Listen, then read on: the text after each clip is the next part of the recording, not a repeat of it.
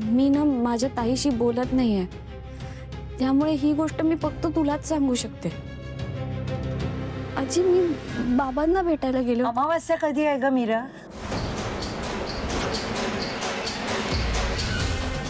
काय? येणारी अमावस्या खूप महत्वाची आहे मीरा. अमावस्या म्हटलं की सगळेजण खूप घाबरतात. आपल्या डोळ्यासमोर काळवंडलेलं आकाश, हरवलेला चंद्र हेच येतं, हो ना? पण डोळ्यांना जे दिसतं ते सत्य नाहीये. अगं, चंद्र आपल्या जागेवरच असतो. आकाश जरी आपल्याला काळवंडलेलं दिसलं ना, तरी दुसऱ्या बाजूने ते तसं नसतं. काळ्या सावल्या आणि अनिष्ट शक्ती याच खोट्या काळोखाला त्यांच्या कर्माचा आधार मानतात. त्यांची कुकर्म करतात. हा काळोख त्यांच्यासाठी असतो.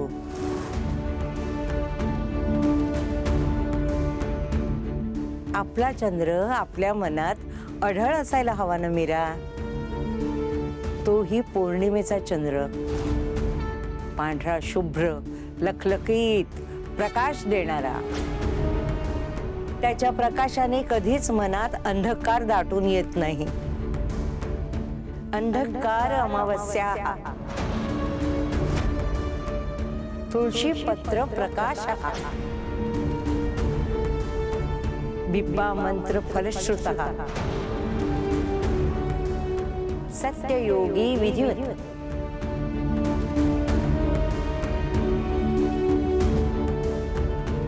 औषधी बिब्बा तुळस गुणकारी.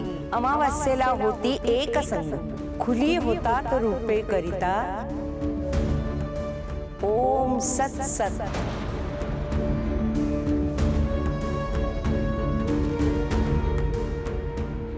मला वाटतं तुला तुझ्या प्रश्नाची उत्तरं मिळाली आहेत मीरा.